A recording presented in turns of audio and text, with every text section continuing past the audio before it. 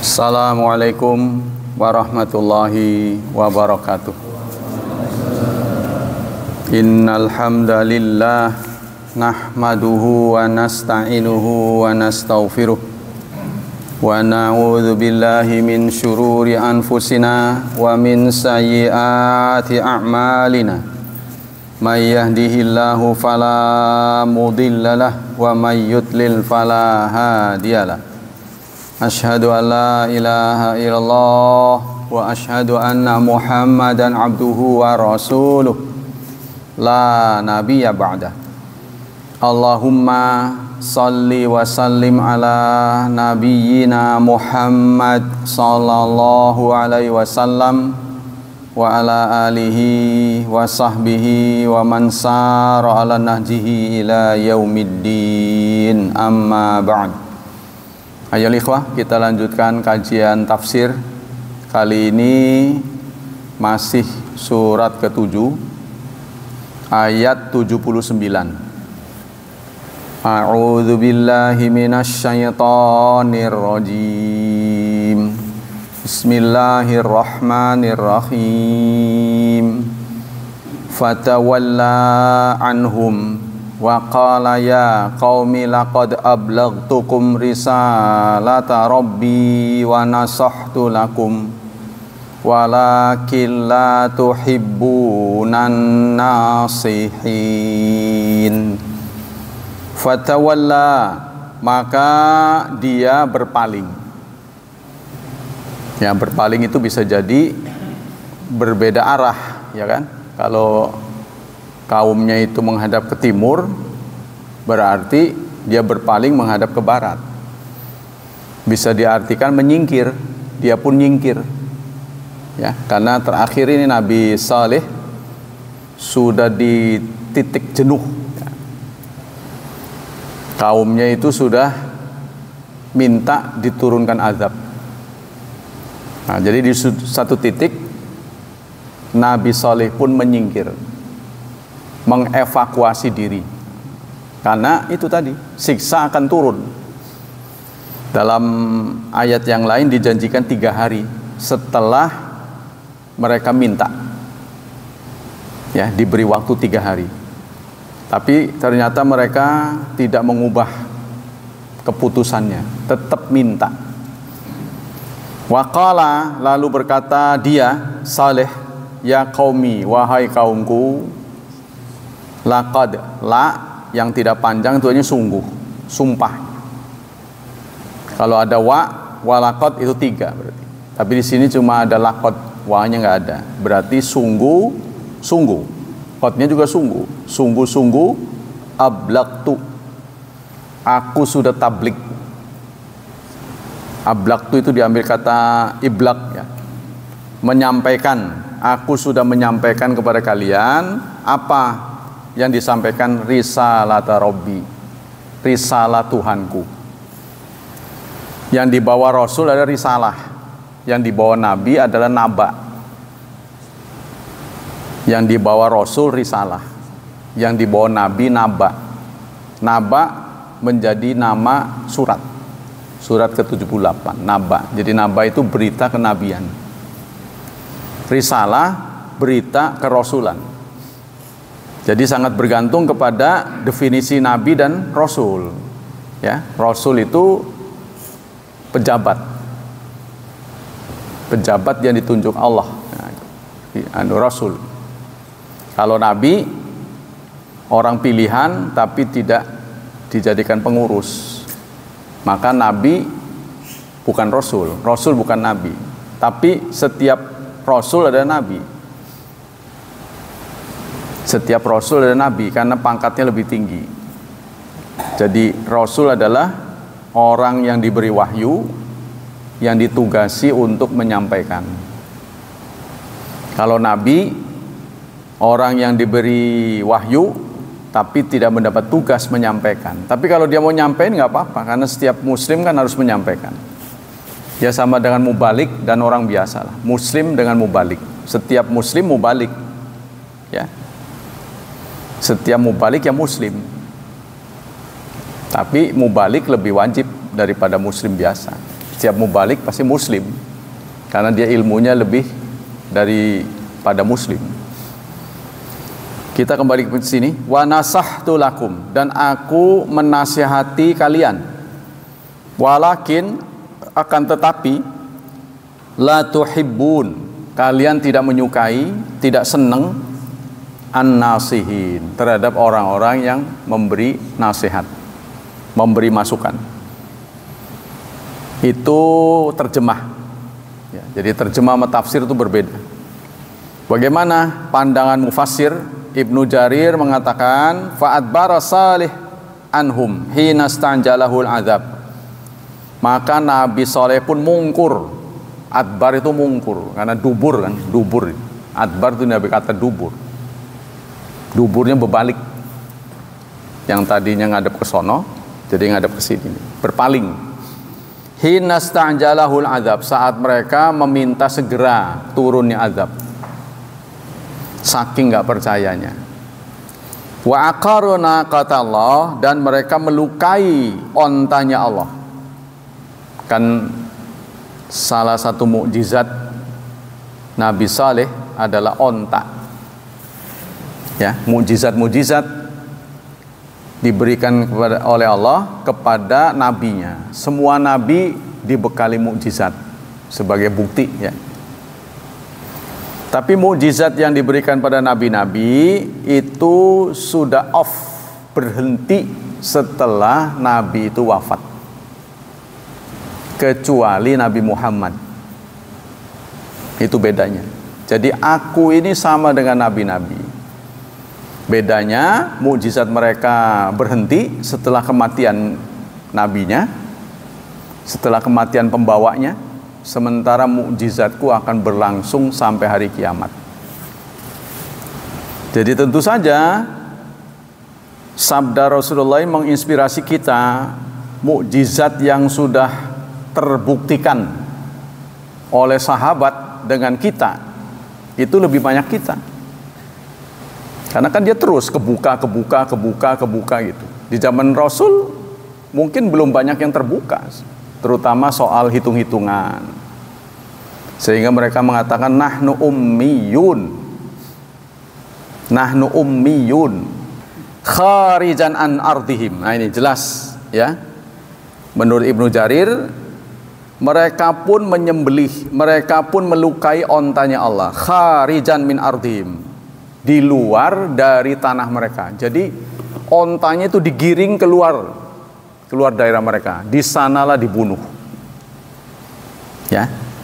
Baina adhurihim, dikeroyok oleh banyak orang, tapi mereka memilih satu orang tukang jagal atas restu semuanya, sehingga semuanya dianggap berdosa walaupun pelakunya cuma satu.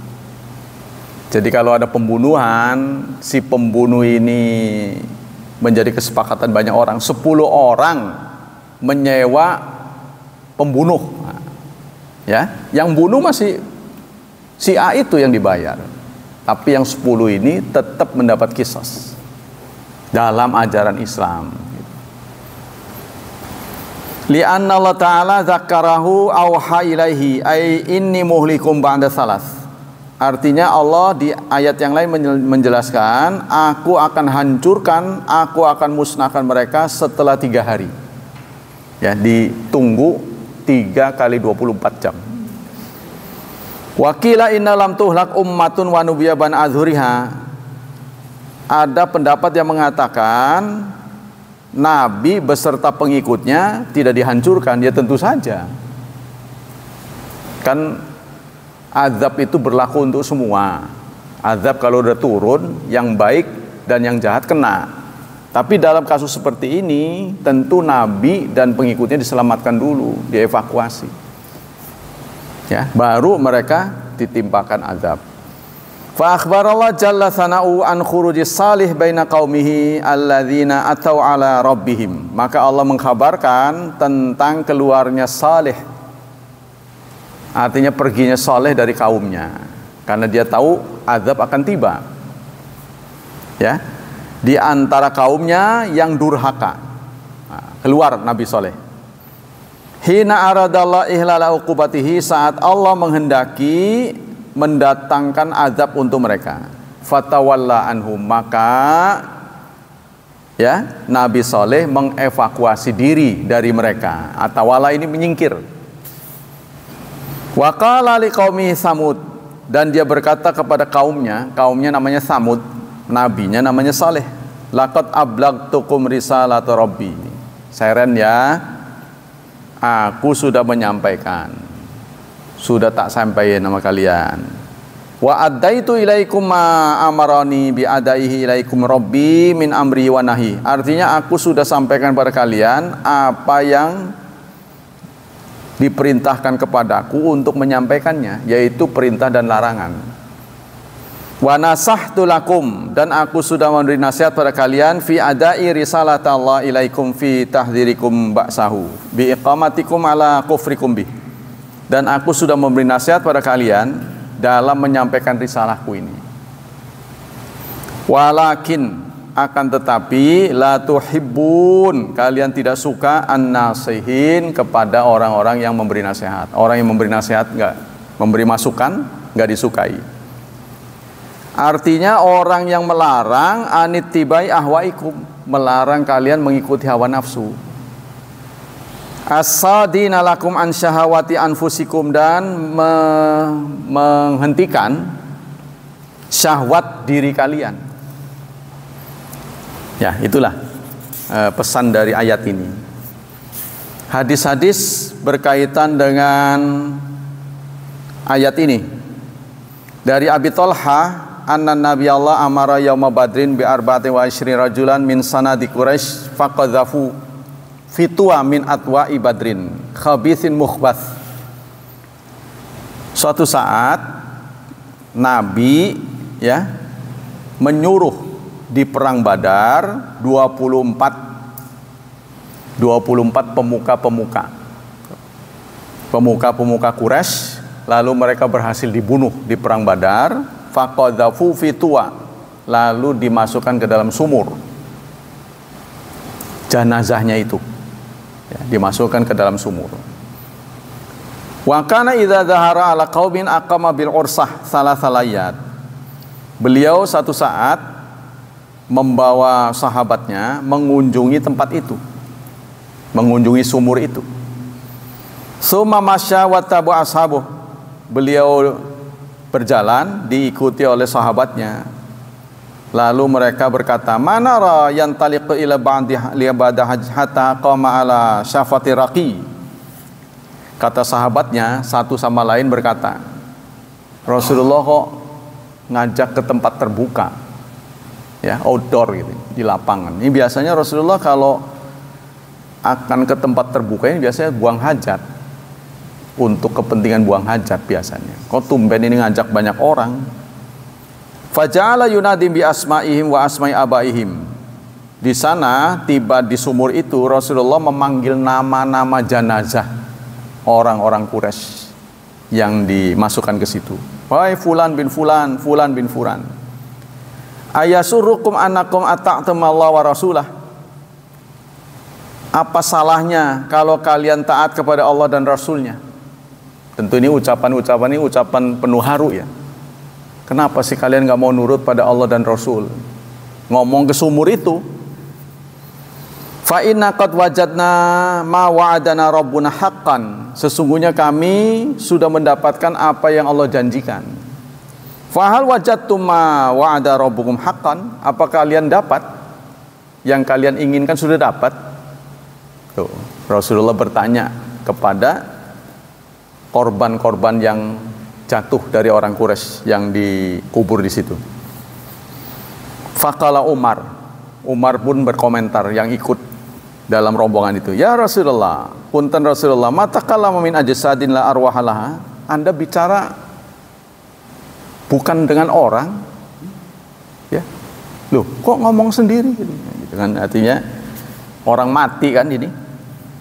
Kok ngomong sama jenazah ini, ahli kubur? Faqala Rasulullah sallallahu alaihi wasallam, lalu Rasulullah bersabda, walladzi nafsu Muhammad biyadi, demi zat yang diri Muhammad di tangannya, ma antum bi asmalaha aqulu minhu. Anda tidak lebih dengar daripada mereka. Ya. Jadi artinya pendengar Anda tidak lebih sensitif daripada ahli kubur ini. Jadi walaupun secara kasat mata Rasulullah bicara kepada mayat-mayat yang sudah dikubur, ya, tapi secara gaib yang dikubur ini sangat mendengar. Kata Rasulullah, ya. Katanya, antum tidak lebih dengar daripada apa yang aku ucapkan pada mereka. Kamu nggak lebih dengar daripada mereka. Artinya mereka lebih sensitif daripada kalian. Dengar banget itu. Yang aku ucapkan mereka dengar banget. Itulah sebabnya kita disyariatkan datang ke kubur. Walaupun yang dikritik oleh salaf itu waktunya. Kan ibadah itu harus waktu, frekuensi, tempat itu kan harus mencukupi 6. Kenapa kok harus ngepas Idul Fitri gitu kan? Itu yang dikritik. Kan ziarah itu tidak ada waktunya. Kok kenapa ngepasnya kok pas Lebaran? Kok ngepas gitu loh? Ya kalau nggak ngepas ya nggak apa-apa. Wong kita memang kotanya jauh dari Palembang dari mana pas datang ke kuburan Idul Fitri pas mudik ke sini ya mampir ke kubur, ya nggak ada salahnya. Itu bang bukan ngepas, yang disalahkan yang ngepas ini loh. Orang situ gitu loh, kenapa kok milihnya pas Lebaran gitu? Nah, emang ada syariatnya gitu kan? Tidak ada, kan itu terbuka setiap waktu. Oh malam tak apa? Kalau Rasulullah kadang-kadang malam sampai dibuntutin oleh Aisyah itu kan? Kenapa harus siang gitu kan? Nah inilah yang bukan ziarahnya yang dilarang, tapi waktunya, karena kita tahu ibadah itu harus pas waktunya, pas caranya. Ada 6 itu sudah disebutkan. Qala Qatadah, berkata Qatadah, ahyahumullah hatta asma'um qaulahu. Kata Qatadah, Allah menghidupkan mereka. Kalau menurut versi saya mah Qatadah sok pinter. Walaupun ini sahabat ini. Kan kita mengkritik sahabat. Pasti manhaj salaf, kamu yang sok pinter. Sebab yang dapat wahyu kan Allah, Nabi saja, mana dia tahu. Kata Qatadah, Allah menghidupkan mereka. Dari mana tahunya? Ini kan soal gaib. Kalau itu yang bicara Rasul, kita sami'na wa ata'na. Tapi kalau bukan Rasul, dari mana dia tahu? Ya, ini hanya spekulasi. Allah menghidupkan mereka sehingga mereka dengar.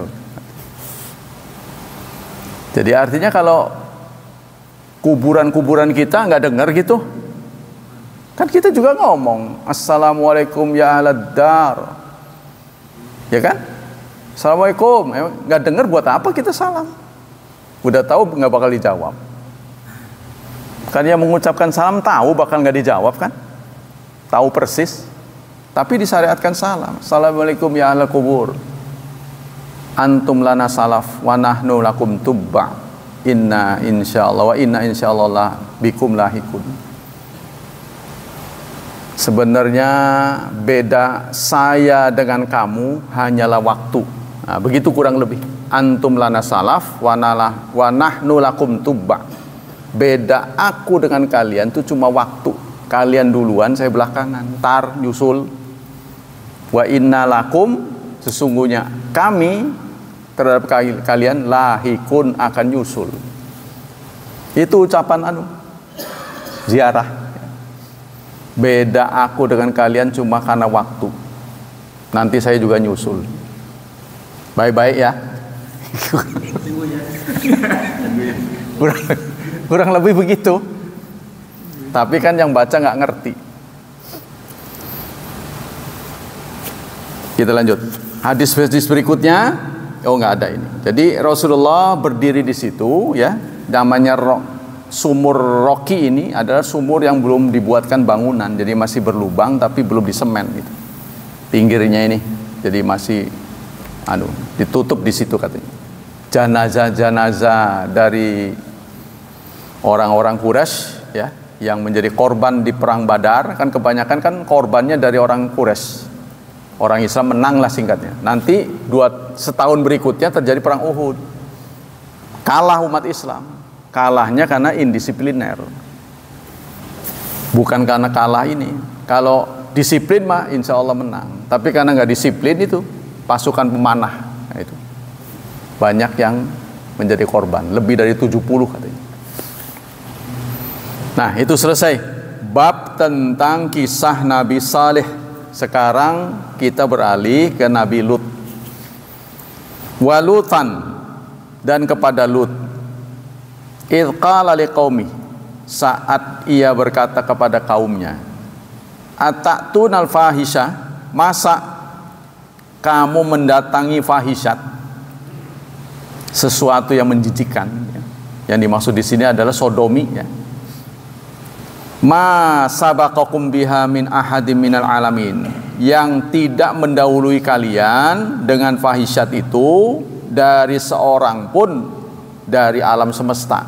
Bahasa kitanya, kamu mendatangi suatu perbuatan yang belum pernah dilakukan siapapun. Kurang lebih begitu. Tapi bahasa wahyunya, atatun al-fahisha, apakah kamu mendatangkan fahisat, ya, perbuatan keji, ma sabaqakum, yang tidak mendahului kamu biha dengan fahisat dari seorang pun dari alam semesta. Nah, ini kan muter-muter bahasa wahyu, ya. Artinya mengapa kamu melakukan suatu perbuatan keji, dalam hal ini sodomi, ya, perbuatan apa itu istilahnya abnormal, penyimpangan seks yang tidak pernah atau belum pernah dilakukan oleh siapapun. Kenapa gitu? Nabi Lut tuh, ya, berkata kepada kaumnya. Selanjutnya, innakum, sesungguhnya kalian, la ta'tuna rijal.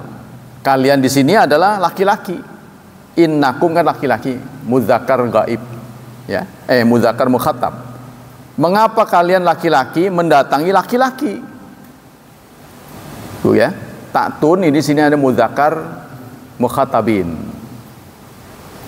Mengapa kalian laki-laki mendatangi laki-laki? Syahwatan, untuk menyalurkan syahwat. Min dunin nisa, bukan kepada nisa. Bal antum qaumun musrifun, sesungguhnya kalian, tidaklah kalian, ya. Bal antum, bahkan kalian, kaum musrifun, yang melanggar batas. Apa maksud dari ayat ini? Syahwatan itu tabaan lima tatlubuhu nufusikum anil minal qabih. Artinya syahwatan itu menuruti nafsu. Ibnu Jarir berkata, walaqad arsalna Lutan, sungguh kami sudah mengutus Lut. Jadi Lutan ini menjadi maf'ul dari fa'il yang disimpan, dibuang, ya. Walutan, tiba-tiba begitu, dan kepada Lut. Artinya kami mengutus kepada Lut. Wadhkur Lutan, atau disebut juga bisa ingatlah Nabi Lut, wahai Muhammad. Bisa juga begitu. Idh qala liqaumihi, ketika ia berkata kepada kaumnya, idza lam yakun fil kalam silatur risalah kama kana fi dzikri adi wa samud kama kana mudhaban. Idh qala liqaumihi, dia berkata kepada kaumnya, yaqulu hina qala liqaumihi min Sodom, yaitu Sodom. Kaumnya namanya Sodom. Karena itu disebut dengan sodomi. Sodom jadi sodomi, ya kan? Wa ilaihim kana ursila Lut, dan kepada mereka Nabi Lut diutus. Atatun al-fahishat, apakah kamu laki-laki mendatangi fahishat? Artinya mengerjakan perbuatan tercela. Wa kanat fahishatum allati kanu ya'tuna laha aqaballahu alai ityanan dzukura. Artinya mereka laki-laki mendatangi laki-laki. Jadi kenapa seperti itu, gitu kan? Jadilah kenapa laki-laki mendatangi laki-laki. Wa qala wa kanat masa baqakum biha min ahadin minal alamin, artinya masa baqakum bi fi'li hadhil fahishat ahadun minal alamin, artinya belum ada yang mendahului kalian dalam melakukan perbuatan ini. Artinya belum ada yang ngelakuin begituan dari dulu, ya, belum pernah ada tuh. Wa qala Sangkiti bayyana ta'ala anal murad bi al-fahisyat al-liwat. Jadi yang dimaksud menurut Sangkiti fahisyat ini ada liwat. Liwat itu tadi sodomi.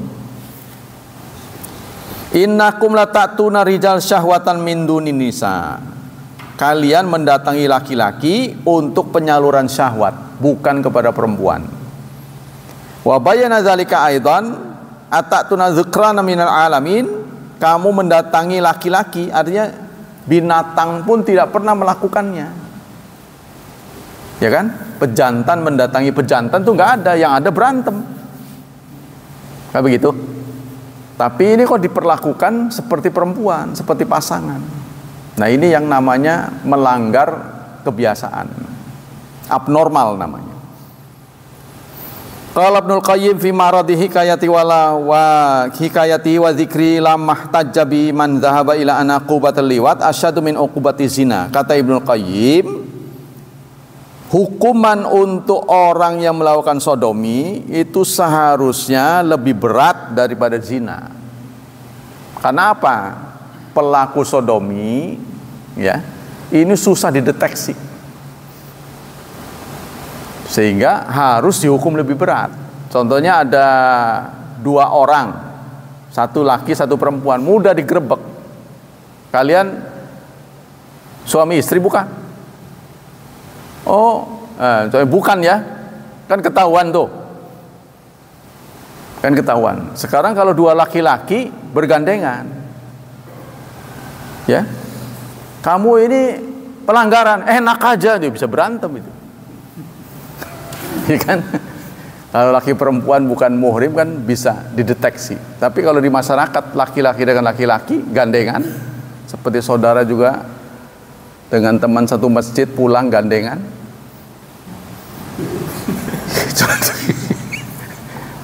Ada nggak yang tahu bahwa itu sebenarnya pasang? Hah?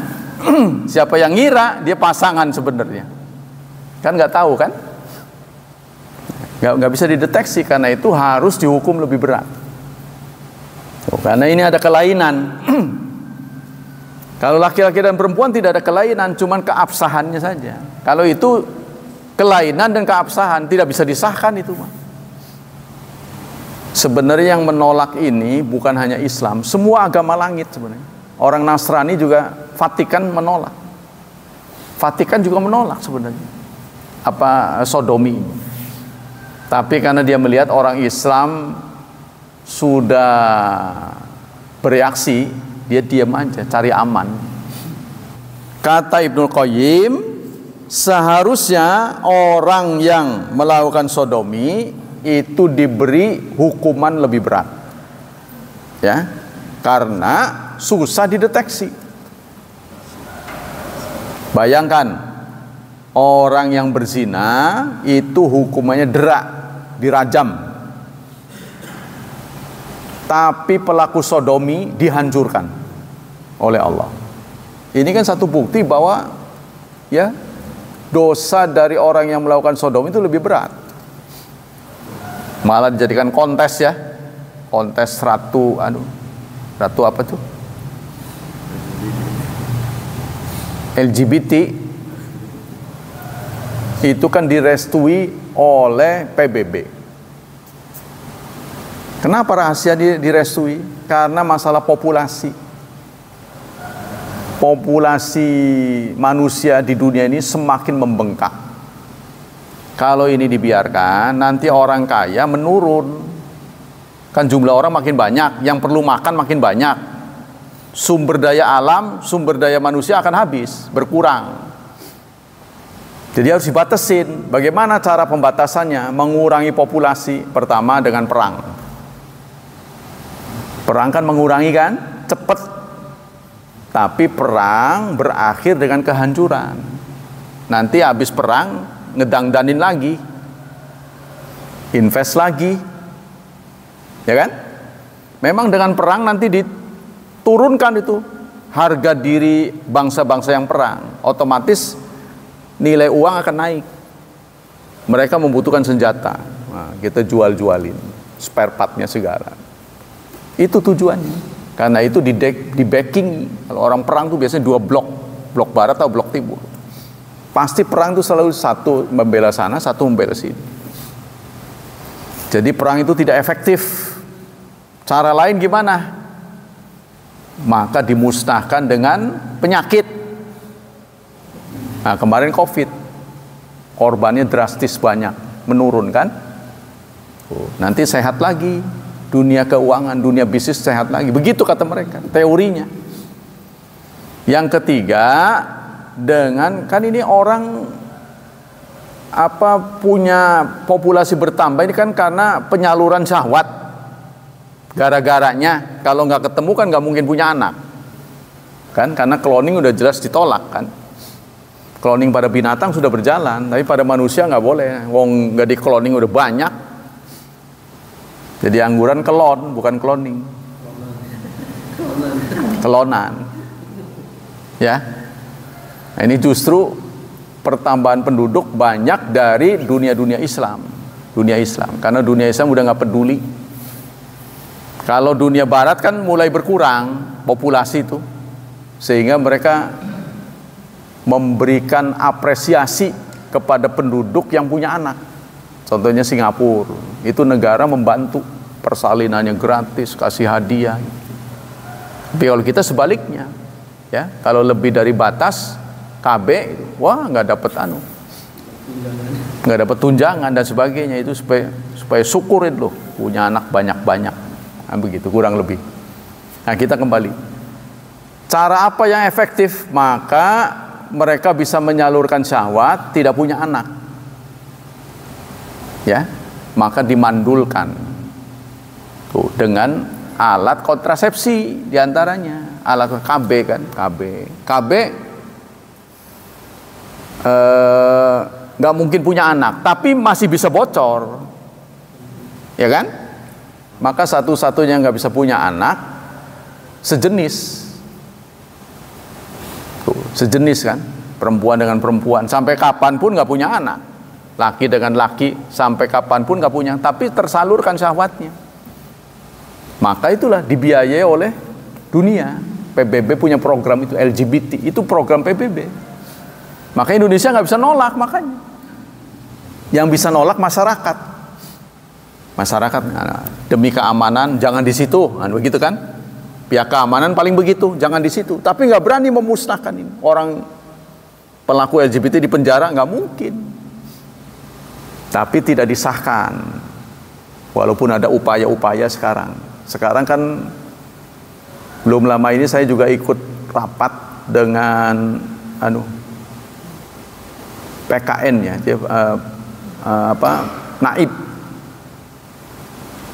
Bahwa sekarang balai nikah itu tidak menjadi prioritas umat Islam, harus untuk semua. Balai nikah kan kalau orang nggak punya cukup dana kan nikahnya di situ.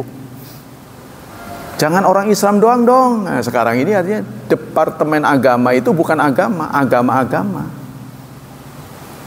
Kelanjutan dari itu salam. Kalau dulu kan salam, Assalamualaikum warahmatullahi wabarakatuh, selamat siang. Satu salam agama, identitas penuturnya. Yang kedua salam bangsa. Cukup dua kan. Assalamualaikum, selamat siang, selamat malam, selamat pagi. Sekarang kan enggak. Om Swastu apa saya juga enggak. Namo Buddhaya, salam sejahtera. Ada 5 apa ya kan? Nah itu ada buntutnya itu. Pokoknya yang berbau agama sekarang dibikin 5. Nah di Departemen Agama juga sekjennya ada 6 sekarang. Sudah ada sekjen Konghucu.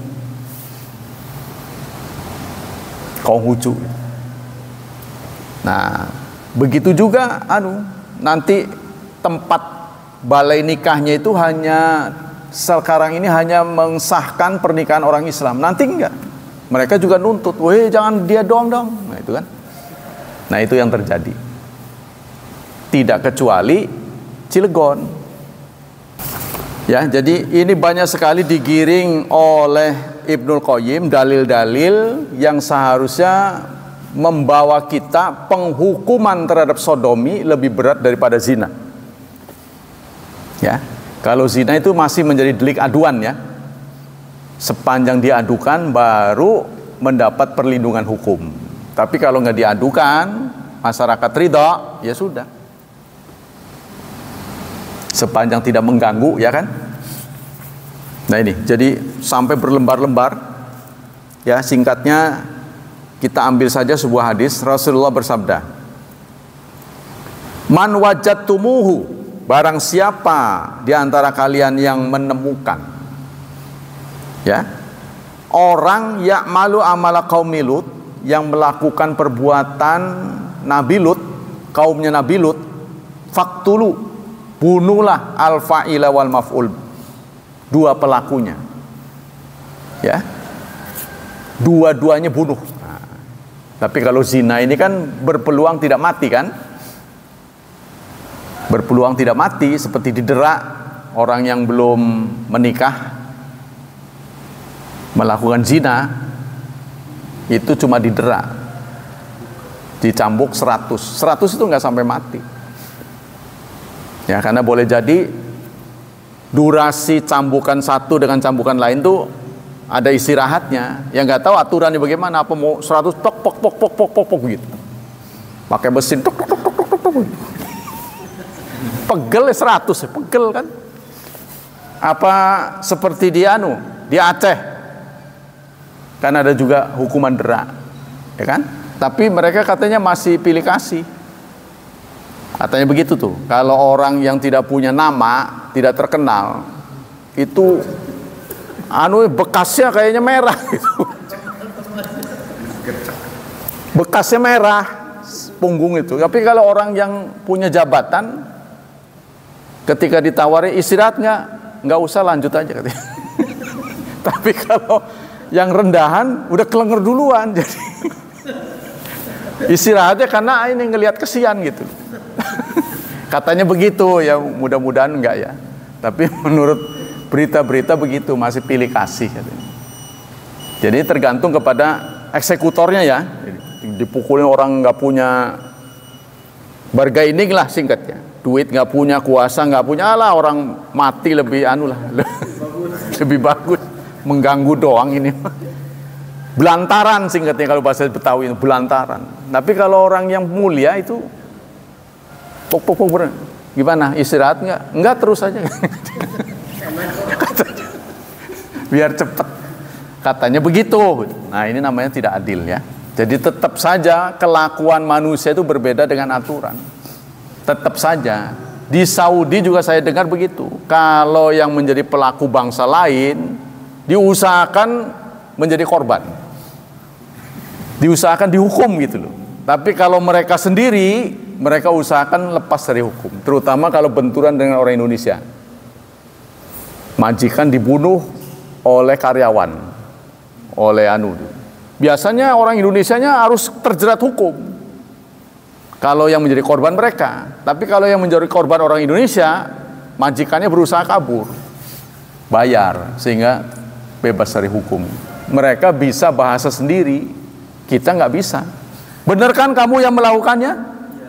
Ngerti apa ya? Apa? Benar kan? Oh iya. Nah, padahal nggak ngerti. Seperti saya dulu gitu. Orang bahasa Sunda ya aja nggak tahu gitu. Ya itu ya. Nah itu katanya begitu. Jadi keadilan tetap saja tergantung siapa pelaksananya. Kemudian hadis yang lain dari Ibnu Abbas, qala Rasulullah man ata bahimatan faktulu waktulu ma'ahu. Dari Ibnu Abbas, Rasulullah bersabda, barang siapa yang mendatangi binatang, sekarang bukan orang, mendatangi binatang, maka bunuhlah orang beserta binatangnya. Qultu lamma sya'nul bahimah, lalu aku bertanya, kata Ibnu Abbas, apa kesalahan binatangnya? Kok binatangnya ikut dibunuh? Ya, jadi kalau ada orang, manusia menggauli binatang, menyetubui binatang, maka orang itu dan binatangnya dibunuh. Ibnu Abbas bertanya, apa salah binatangnya? Wong binatangnya jadi korban, itu kan? Ma'ara qala dzalik ila anna ukriha ayya qala lahmuha wa qad amila biha dzalikal amal. Qala ma'arahu, saya menganggap tidak ada dosa. Ya, kata Rasulullah, aku tidak menganggap dosa. Tapi aku tidak mau daging binatang itu dimakan. Itu maksudnya begitu. Maka mengapa dibunuh? Waqat amila biha dzalikal amal, karena dia sudah menjadi korban perbuatan itu. Jadi saking jijiknya gitu loh. Singkatnya saking menjijikannya sampai binatang yang menjadi korban pun dibunuh. Artinya disembelih. Saya tidak mau kalau harus makan dagingnya, kata Rasulullah. Nah, itulah hadis-hadis yang berkaitan betapa perbuatan sodomi itu sangat diancam. Dalam ajaran Islam itu sangat tercela, melebihi zina. Maka wajarlah orang Islam juga bereaksi ketika ada kegiatan-kegiatan LGBT, kontes-kontes kecantikan, ya, ratu-ratu waria. Itu negara yang paling konsen dalam masalah itu Thailand. Di Thailand perempuan biasanya jelek. Perempuan Thailand tuh biasanya mukanya jelek. Kalau Anda ke Thailand ketemu dengan perempuan berwajah cantik, pastikan di atas 50% itu laki-laki. Karena dia operasi plastik. Jadi waria sana itu seluruh tubuhnya nggak ada bedanya dengan perempuan. Kulitnya jadi halus, cuma jakunnya aja yang nggak bisa dihilangin. Kelihatan dari sini. Nongol sini. Jadi kalau ininya ditutup begini, sulit dideteksi bahwa dia laki-laki. Jadi saking mahirnya sana tuh dalam urusan operasi plastik sampai sulit dideteksi. Jadi pastikan harus curiga kalau ada wajah cantik. Karena pada umumnya itu diceritakan orang Thailand sendiri. Jadi kalau ketemu dengan yang cantik, hati-hati. Boleh jadi dalamnya bukan. Onderdilnya bukan. Tuh, ini yang jelas di sini. Kalau dibuka kelihatan. Tapi seluruh kulitnya tuh bisa rapih gitu deh. Enggak tahu tuanya ya. Wallahu a'lam bishawab. Itulah tafsir yang barusan kita kaji. Kita lanjutkan dengan fatwa dari Syekh Utsaimin. Ini sudah berganti buku. Sekarang bab muamalat. Kalau dalam fikih itu ada 4 fikih besar ya. Pertama namanya rub'ul ibadat. Fikih ibadat. Itu mulai dari bersih-bersih, berwudu, najis sampai bab haji. Pembahasannya itu. Yang kedua, muamalat. Muamalat ini sifatnya transaksi. Jual beli, sewa menyewa, ya macam-macam lah. Pinjam meminjam, pokoknya sifatnya kalau ibadat kan sah dilakukan perorangan. Ya, walaupun disunahkan berjemaah, tapi sah dilakukan perorangan. Tapi kalau muamalat itu harus minimal 2. Minimal 2 orang, yaitu pembeli dengan yang penjual atau penyewa dan yang menyewa, yang menyewakan, dan begitu seterusnya. Nah, kita masuk ke bab muamalat. Yang ketiga, fikih itu adalah munakahat. Ya, dari mulai menikah, kemudian talak, khulu' dan sebagainya. Yang terakhir, fikih jinayat, fikih kriminal. Definisi mencuri, definisi membunuh, definisi luqatah, ya, nemu barang, itu juga ada aturannya. Mencuri, ghasab, ya, dan sebagainya. Nah, sekarang kita masuk ke dalam bab muamalat. Adabul bai' wa ma yunha anhu. Ma hukmu man anfaqa bid'atahu bil yamin kadziba wa jahirna jazakumullah khairal jaza. Apa status hukum orang yang berinfak menggunakan harta haram? Ya. Dia berjual beli, dia transaksi dengan transaksi bohong, sumpah-sumpah palsu, tapi dari perbuatannya itu, dari usahanya itu menghasilkan keuntungan-keuntungan. Keuntungan ini kemudian dipakai untuk mendukung agama. Ya. Disalurkan untuk masjid, ya. Pokoknya kegiatan keagamaan. Bagaimana statusnya? Itu yang ditanyakan orang kepada Syekh Utsaimin. Fa'ajaba rahimahullah man anfaqa atau bil halfil kadzib ay talaba infaqaha wa raghbatan naswiha aw ziyadatan thamaniha bil halfil kadzib fa innahu mutawad bil wa'id syait.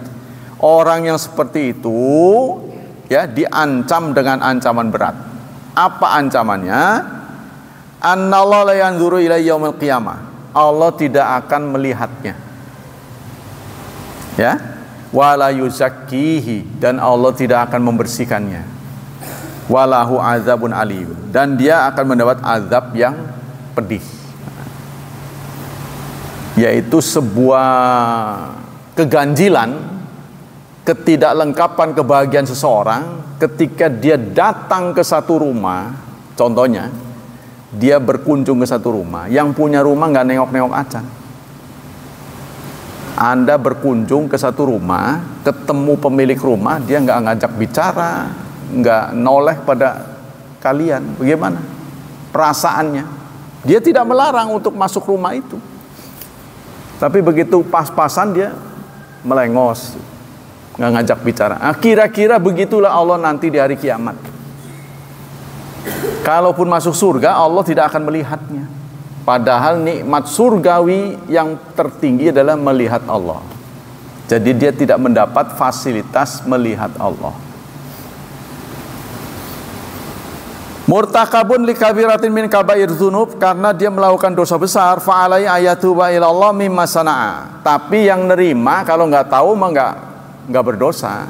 Ya, contohnya DKM menerima sumbangan, dia nggak memberitahu nih dari yang haram nih, dia nggak nyebut, ngasih aja gitu, itu dia nggak berdosa, dia nggak tahu. Ya, orang yang nggak tahu, ya, maka terhindar dari dosa.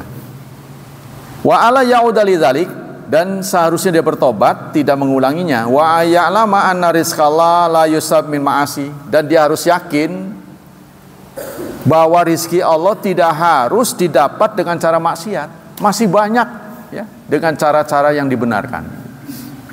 Fa innahu lan tamuta nafsun hatta tastakmila rizqaha wa ajalaha. Ketahuilah, seseorang tidak akan mati, tidak akan wafat sebelum rizkinya itu lengkap. Nah ini, untuk urusan inilah maka sampai dengan suapan nasi yang masuk ke dalam mulut kita itu sudah ditentukan oleh Allah berapa butirnya. Sehingga kita suka saksikan menjelang wafatnya orang minta makan. Sebab itulah suapan terakhir yang Allah akan berikan. Jadi karena belum lengkap dia minta makan. Begitu makan, tidur, les saja bablas. Oh ya, kita kadang-kadang menyaksikan seperti itu. Fa innahu liya walijmil fitalab, dan hendaklah dia memperbaiki dalam urusan rezeki, caranya itu. Wal ya'lam anal wasita muharrama li jalwi rizki tanzi'u barakat rizki. Ketahuilah bahwa cara apapun yang haram untuk mendapatkan rizki itu akan mencabut keberkahan rizki itu sendiri. Ya, kalaupun kita dapat nggak berkah. Berkah itu apa? Modalnya kecil, yang dibiayai banyak, dapat banyak. Itu namanya berkah. Berkah itu kan kasratul khair, banyak kebaikan. Modalnya kecil tapi dapat banyak. Sama dengan orang Amerika lah. Ya. Bahasanya 100 dia masuk ke minimarket, keluar bungkusannya gede. 100. Tapi mata uang mereka $100. Kita juga punya mata uang $100. Masuk ke minimarket ditimpuk sama kasir. Bayangin itu. Bedanya begitu tuh. Hina amat nih bangsa Indonesia ngelihat ini. Ngelihat Amerika. Marilah kita tetap berdoa pada Allah Subhanahu wa taala semoga kegiatan kita di pagi ini mendapat pahala yang berlipat ganda. Semoga Allah tetap berkenan melindungi dan menyelamatkan kita dari wabah dan musibah, dari syubhat dan syahwat. Kepada anak-anak kita berdoa semoga hidup mereka dimudahkan oleh Allah, diberkahi, serta ditakdirkan menjadi hambanya yang salih dan salihat. Subhanakallah wa bihamdik asyhadu an la ilaha illa anta astaghfiruka wa atubu ilaik. Wassalamualaikum warahmatullahi wabarakatuh.